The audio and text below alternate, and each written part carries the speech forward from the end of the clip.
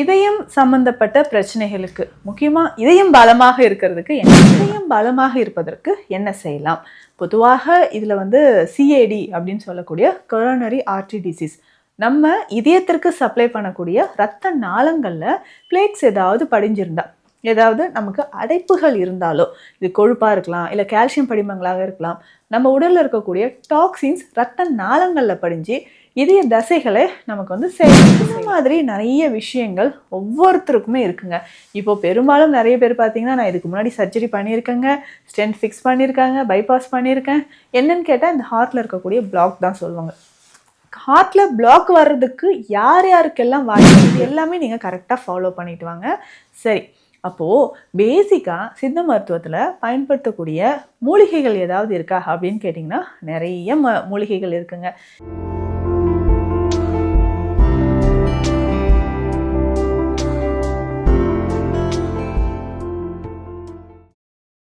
வரம் நேயர்களுக்கு வணக்கம். நான் டாக்டர் நித்யா, சித்தா ஃபிசிஷியன்.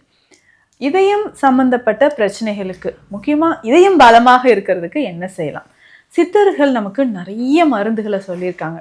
சித்தர்கள் அருளால் நிறைய மருந்து குறிப்புகளை பற்றியும் நம்ம பார்த்துட்டு வரோம். ஸோ இந்த பதிவில் இதயம் சம்பந்தப்பட்ட பிரச்சனைகளுக்கு இதயம் பலமாக இருப்பதற்கு என்ன செய்யலான்றதை தெரிஞ்சுக்கலாம்.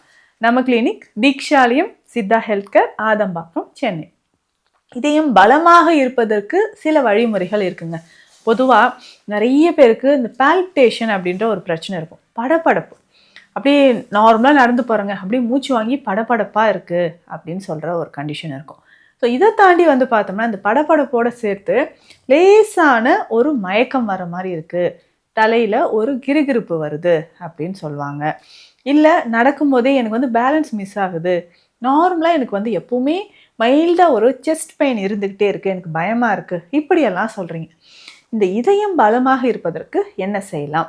பொதுவாக இதில் சிஏடி அப்படின்னு சொல்லக்கூடிய கொரோனரி ஆர்டரி டிசீஸ், நம்ம இதயத்திற்கு சப்ளை பண்ணக்கூடிய இரத்த நாளங்களில் பிளேக்ஸ் ஏதாவது படிஞ்சிருந்தா, ஏதாவது நமக்கு அடைப்புகள் இருந்தாலோ, இது கொழுப்பாக இருக்கலாம், இல்லை கால்சியம் படிமங்களாக இருக்கலாம், நம்ம உடலில் இருக்கக்கூடிய டாக்ஸின்ஸ் இரத்த நாளங்களில் படிஞ்சு இதய தசைகளை நமக்கு செயலிழப்பு செய்யலாம்.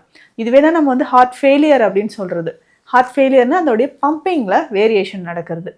ஸோ இந்த மாதிரி நிறைய விஷயங்கள் ஒவ்வொருத்தருக்குமே இருக்குங்க. இப்போ பெரும்பாலும் நிறைய பேர் பார்த்தீங்கன்னா, நான் இதுக்கு முன்னாடி சர்ஜரி பண்ணியிருக்கேங்க, ஸ்டென்ட் ஃபிக்ஸ் பண்ணியிருக்காங்க, பைபாஸ் பண்ணியிருக்கேன், என்னன்னு கேட்டால் இந்த ஹார்ட்டில் இருக்கக்கூடிய பிளாக் தான் சொல்லுவாங்க. ஹார்ட்டில் பிளாக் வர்றதுக்கு யார் யாருக்கெல்லாம் வாய்ப்பு இருக்குது?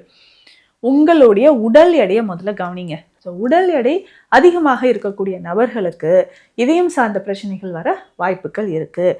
இல்லைங்க, எனக்கு கொலஸ்ட்ரால் லெவல் அதிகமாக இருக்குது அப்படின்னு சொன்னீங்கனாலும் இதயம் சம்மந்தப்பட்ட பாதிப்புகள் வரலாம்.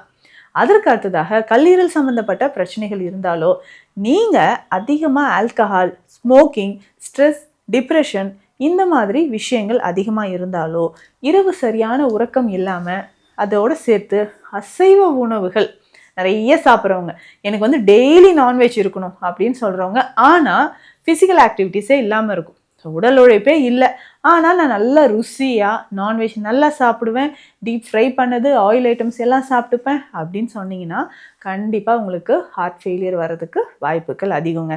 எந்த அளவுக்கு நம்ம உணவு எடுக்கிறோமோ, எந்த அளவுக்கு கேலரிஸ் இருக்கோ, அதே அளவுக்கு கண்டிப்பாக ஃபிசிக்கல் ஆக்டிவிட்டீஸ் இருக்கணும். ஸோ கேலரிஸை பர்ன் பண்ணால் மட்டும்தான் இதயம் மட்டும் இல்லை, உடலில் இருக்கக்கூடிய முக்கியமான ராஜ உறுப்புகளில் பிரச்சனை வராமல் நீங்கள் வாழ முடியும். அப்போது இதயம் சம்மந்தப்பட்ட பிரச்சனைகள் வர்றதுக்கு இதெல்லாம் ஒரு ரீசன் இல்லையா? இந்த ஸ்ட்ரெஸ் அண்ட் டிப்ரெஷன் அப்படின்னு சொல்லும்போது அதிகமான ஸ்ட்ரெஸ்ஸோ டிப்ரெஷனோ ஆனால் நமக்கு தலையில் பிரச்சனையோ இல்லை ஹார்ட் ரிலேட்டடான ப்ராப்ளமோ வரலாம். இதில் இஸ்கிமிக் ஸ்ட்ரோக் அப்படின்னு சொல்கிற கண்டிஷன் வரலாம். ஸோ ரத்த ஓட்டத்தில் பாதிப்பு ஏற்பட்டு மூளை சில நேரங்களில் இரத்த கசிவு ஏற்பட்டோ இல்லை இரத்த கட்டிகள் உருவாகியோ நமக்கு ஸ்ட்ரோக் வரலாம். இந்த மாதிரி வரும்போதும் இதயத்திலும் நமக்கு இந்த பாதிப்பு வருதுங்க. அப்போது இதயம் பலமாக இருக்க என்னென்ன செய்யணும்? உடல் எடை எவ்வளோ இருக்குன்னு பார்த்து ஃபஸ்ட்டு அதை நீங்கள் குறைக்கணும். அதுக்கு அடுத்தது உங்களுடைய கொலஸ்ட்ரால் லெவல் எவ்வளோ இருக்குன்னு பார்த்து அதையும் நீங்கள் குறைச்சிக்கோங்க. அடுத்தது வேறு என்ன பண்ணணும்? கொலஸ்ட்ரால் எவ்வளோ நாங்கள் குறைச்சிக்கிறோம், அடுத்ததுங்க வேறு என்ன பண்ணணும்? உங்களுடைய உணவு முறையில் கவனம் செலுத்துங்க.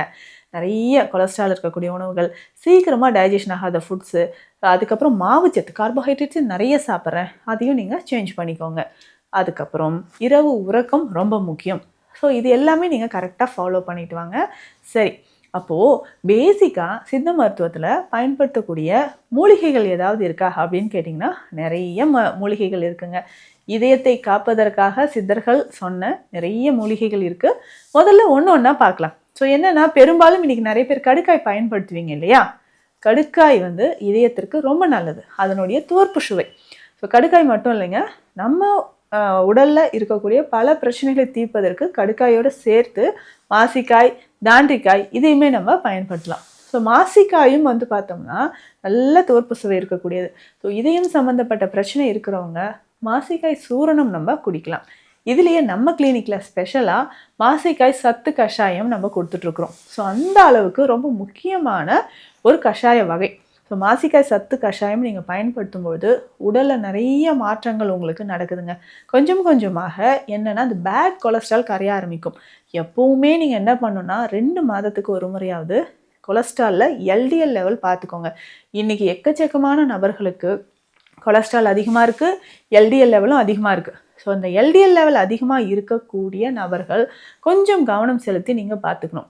அப்போ அந்த எல்டிஎல் அப்படின்னு சொல்லக்கூடிய பேட் கொலஸ்ட்ரால் தான் இதய தசைகளை வந்து வலிமை இழக்க செய்யுது.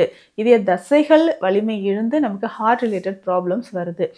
அப்போது இதய தசைகள், இரத்த நாளங்கள் நமக்கு சரியாக இருக்கணும்னா மாசிக்காய் ரொம்ப முக்கியங்க. ஸோ மாசிக்காயே நம்ம வந்து சூரணம், மாசிக்காய் சூரணமாக நீங்கள் எடுத்துக்கலாம். அதுக்கு அடுத்தது வந்து பார்த்திங்கன்னா, டெய்லி ரெகுலராக நம்ம ஃபாலோ பண்ணக்கூடிய உணவு முறைகளில் இது எல்லாமே சேர்த்துக்கோங்க. ஈஸியாக டைஜஷன் ஆகக்கூடியது. அப்போது இதயத்திற்கு வலிமை தரக்கூடிய காய்கறி வகைகள் என்னென்ன அப்படின்னு பார்த்திங்கன்னா, கோவக்காய், கொத்தவரங்காய் ரொம்ப சிறந்தது, நூக்கோல் ரொம்ப சிறந்தது, சவ் எடுத்துக்கோங்க. ஸோ பீட்ரூட், கேரட், ஸோ இந்த வகைகள் எல்லாமே நீங்கள் பயன்படுத்தும்போது உங்களுடைய இதய தசைகள் ஆரோக்கியமாக இருக்குது அப்படின்னு நீங்களே தெரிஞ்சுக்கலாம்.